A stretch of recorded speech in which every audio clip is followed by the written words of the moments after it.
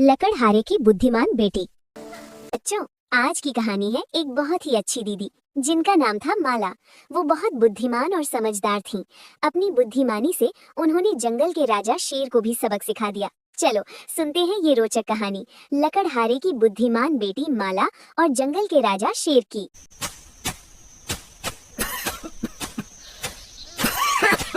माला दीदी के पापा रोजाना जंगल में लकड़ी काटने जाते थे और बाजार में लकड़ी बेचा करते थे। एक दिन माला दीदी के पापा को बहुत तेज बुखार आ गया और डॉक्टर ने उन्हें घर पर आराम करने के लिए बोला। माला दीदी की मम्मी उनकी देखभाल कर रही थी। इस वजह से माला दीदी बोली, माँ मैं जानती हूँ पापा की दवाई के लिए पैसों की जरूरत है, इसलिए मैं सोच रही हूँ कि अब से जंगल में लकड़ी काटने मैं खुद जाया करूँ। पर बेटा तुम अकेली जंगल में जाओगी, वहाँ पर बड़े बड़े जंगली जानवर खुले में घूमते हैं, कहीं कुछ मुसीबत ना आ जाए। माँ फिक्र मत करो, मुझे कुछ नहीं होगा। मैं ध्यान से लकड़ी काटूंगी और ज्यादा जंगल के अंदर नहीं जाऊंगी, बस जंगल के किनारे से ही पेड़ों से सूखी लकड़ी तोड़ लूंगी। माला बिटिया, मेरी तबीयत की वजह से तुम सबको कितनी परेशानी हो रही है। बापू आपने भी तो हमारे लिए बहुत कुछ किया है, अब मेरी बारी है, मैं जल्दी लौट आऊंगी।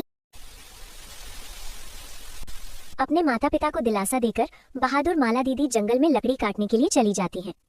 कुछ दिनों तक माला दीदी जंगल में से सूखी लकड़ियां लाकर बाजार में बेचती रहीं। पर एक दिन माला दीदी जब जंगल में पहुंची तो अचानक उन्हें कुछ जंगली जानवरों ने घेर लिया। महाराज शेर सिंह अब हमसे बहुत खुश होंगे, हमने जंगल की रानी ढूंढ ली है। सही कह रहे हो, अब महाराज शेर सिंह बस आते ही होंगे, फिर हम इस लड़की के साथ महाराज शेर सिंह की शादी कर देंगे। ये क्या कह रहे हो? मुझे जाने दो, मुझे किसी से शादी नहीं करनी। तुम पागल हो क्या? मैं और एक शेर से शादी कैसे कर सकती हूँ? मैं शेर से शादी नहीं करूंगी। क्या कहा तू? महाराज शेर सिंह से शादी करने के लिए मना कर रही है? अगर तूने ऐसा किया तो हम तुझे खा जाएंगे। सभी खूंखार जानवर माला दीदी को डराने लगे। तभी एक गरजती हुई शेर की आवाज ने सभी को चुप करा दिया। ये तुम सब क्या कर रहे हो? जंगल की महारानी को डरा रहे हो? तुम जानते नहीं ये मेरी होने वाली रानी है। महाराज ये आपसे शादी करने के लिए मना कर रही है, इसीलिए हम इसे डरा रहे थे। अरे डरने से काम नहीं बनेगा, शादी तो ये मेरे से जरूर करेगी, क्योंकि मैं इसे बहुत पसंद करता हूँ। पिछले कई दिनों से मैं इस पर नजर रखा था, आज वो दिन आ गया है जब मैं इससे शादी करूंगा। माला दीदी जान गई थी कि वो किसी बड़ी परेशानी में फंस गई हैं। उन्होंने बिना घबराए दिमाग से काम लिया। मुझे कुछ करना होगा, मुझे कोई उपाय सोचना होगा जिससे ये जानवर मेरा पीछा छोड़ दे और मैं सुरक्षित घर चली जाऊं, वरना ये सब मुझे खा जाएंगे। क्या हुआ महारानी, तुम किस सोच में पड़ गई हो? महाराज शेर सिंह, आप जंगल के राजा हैं, आपकी रानी बनना मेरे लिए बहुत गर्व की बात है। पर आप तो जानते ही हो, शादी के लिए लड़की के माता पिता का होना बहुत जरूरी है। मेरे माता पिता के बिना मैं आपसे शादी कैसे कर सकती हूँ? मुझे शादी की तैयारी भी तो करनी होगी। मुझे दुल्हन का लहंगा भी खरीदना है और तरह तरह की खरीदारी भी करनी है। उसके बिना तो शादी हो ही नहीं सकती।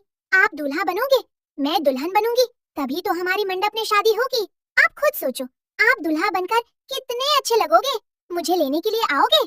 मैं चाहती हूँ मेरा दूल्हा सबसे सुंदर लगे, इसलिए अच्छे से तैयार होकर आना। माला दीदी के मुंह से अपनी तारीफ सुनकर शेर सिंह मन ही मन बहुत खुश हुआ।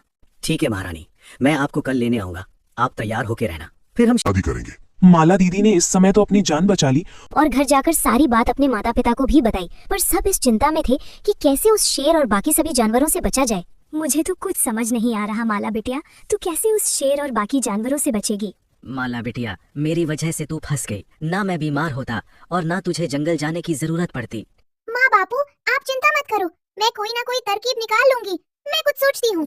माला दीदी सोचने लगी, तभी उनके दिमाग में एक आइडिया आया। मिल गया आइडिया माँ बापू, इधर कान लाओ, मैं आपको सब समझाती हूँ। अगले दिन जब शेर सिंह सभी जानवरों के साथ बारात लेकर माला दीदी के घर पहुंचा, तब माला दीदी के मम्मी पापा रोने लगे। उन्हें रोता देखकर शेर सिंह बोला, क्या हुआ तुम दोनों, रो क्यों रहे हो? और मेरी माला जंगल की महारानी कहाँ है? महाराज, माला बेहोश पड़ी है कल रात से। जब से वो जंगल से लौटी है तब से उसने कुछ नहीं खाया पिया, इसी वजह से वो कमजोर हो गई और अभी तक होश में नहीं आई। माला दीदी ने बस इतना कहा कि माँ बापू मुझे राजा शेर सिंह बहुत पसंद है, पर मुझे उनके लंबे दांत और नुकीले नाखून देखकर बहुत डर लगता है। क्या माला को मेरे लंबे दांत और नुकीले नाखून देखकर डर लगता है? तो मैं अपने दांत और नुकीले नाखून तोड़ दूंगा, फिर तो माला मेरे से शादी करेगी ना। माला दीदी बेहोशी का नाटक कर रही थी। उन्होंने अपनी आंखें खोली और धीरे से बोली, हाँ, अगर राजा शेर सिंह अपने लंबे दांत और नुकीले नाखून तोड़ देंगे तो मैं उनसे शादी कर लूंगी। महाराज, मुझे लगता है ये सब इनकी चाल है। अगर आपके दांत और नाखून टूट गए फिर तो आप किसी काम के नहीं रह जाओगे। जंगल का राजा मैं हूँ, तुम चुप करो। मुझे अपने नुकीले दांत और लंबे नाखून तोड़ने हैं।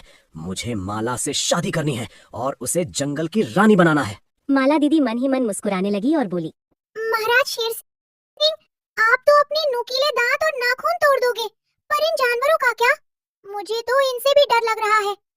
आप इन्हें भी बोलो कि ये अपने दांत और नाखून तोड़ दें। अरे भाइयों, चलो वापस जंगल चलो, लगता है मुसीबत हम पर भी आने वाली है। भागो यहाँ से, राजा शेर सिंह तो पागल हो गया है, हमें नहीं तुड़वाने अपने दांत और नाखून, हम जंगल वापस जा रहे हैं। सारे जानवर डर कर वहाँ से भाग गए। राजा शेर सिंह ने अपने दांत और नाखून तोड़ दिए और उसके बाद माला दीदी ने डंडे से राजा शेर सिंह की खूब पिटाई की। अब शेर के ना तो दांत थे और ना ही नाखून, इसलिए वो माला दीदी को कोई नुकसान नहीं पहुंचा पाया और वहां से दुम दबाकर भाग गया। माला दीदी और उनके माता पिता बहुत खुश थे। माला दीदी ने बहुत बुद्धिमानी से काम लिया और शेर जैसे खूंखार जानवर से हमेशा के लिए छुटकारा पा लिया। तो देखा प्यारे बच्चों, ये कहानी हमें यही सिखाती है कि हमें मुसीबत में भी बुद्धिमानी से काम लेना चाहिए, क्योंकि हमेशा जीत बुद्धिमान लोगों की ही होती है।